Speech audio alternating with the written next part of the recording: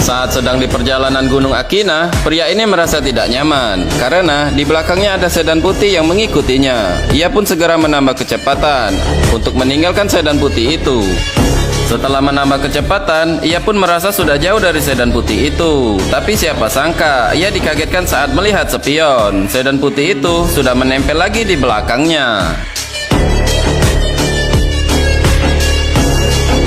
Pria ini mulai merasa terganggu dengan kehadiran sedan putih itu. Ia mulai bermanuver di tikungan dengan tujuan menghalangi sedan putih itu untuk mendahuluinya. Pria itu terus menambah kecepatan mobilnya agar tidak didahului oleh sedan putih yang berada di belakangnya.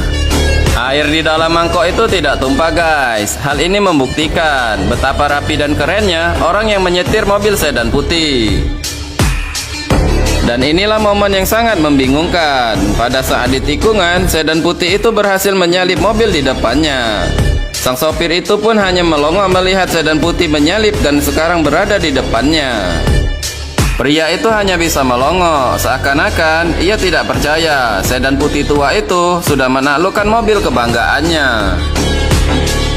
Tentu saja sekarang timbul pertanyaan guys, siapa pria yang mengendarai sedan putih itu? Pria ini sengaja turun dari mobilnya untuk menyaksikan sedan putih menaklukkan semua tikungan di Gunung Akina. Timbul lagi satu pertanyaan guys, sedan putih itu mau kemana dan kenapa dia melewati Gunung Akina? Dan sepertinya di bagasi sedan putih itu ada sesuatu. Dan pada part berikutnya kita akan melihat bagaimana cerita selanjutnya. Ini adalah balapan yang mempertaruhkan harga diri antara Nakazato dan Takumi. Pada malam sebelumnya, tanpa sengaja Takumi mengalahkan Nakazato saat melewati Gunung Akina. Nakazato kembali ke pom bensin Dewa Balap. Ia menceritakan bahwa ia tadi malam sudah dikalahkan oleh sebuah mobil AE86. Dan ia menanyakan, apakah kau kenal dengan pemilik mobil AE86 itu? Dan ia juga menceritakan ada stiker tulisan tukang tahu pada bodi samping mobil itu. Mendengar perkataan Nakazato, Dewa Balap langsung melihat Takumi. Dan Nakazato pun menanyakan kepada Takumi, apakah kau kenal dengan orang itu? Takumi pun menjawab, aku tidak tahu. Sebelum pulang, Nakazato mengatakan kepada ayah Dewa Balap, jika engkau kenal kepada orang itu, sampaikan kepadanya bahwa aku menantangnya balapan pada Sabtu malam ini. Dan ternyata benar saja guys, tantangan dari Nakazato ternyata diterima oleh Takumi.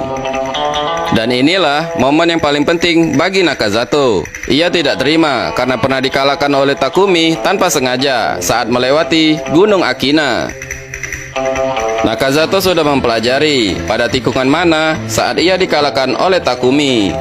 Dan saat ini Nakazato mencoba menghalangi Takumi agar tidak bisa mendahuluinya.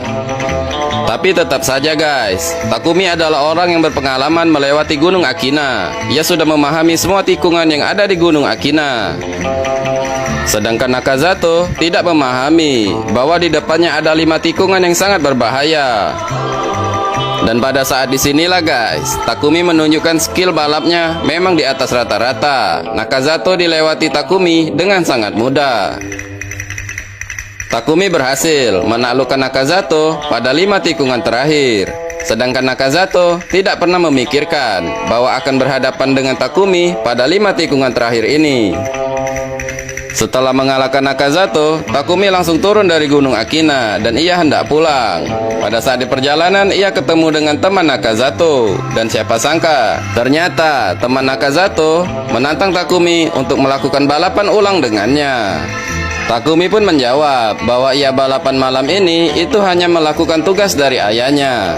Tapi tenang guys, pada part berikutnya kita akan melihat Takumi balapan dengan lebih seru lagi.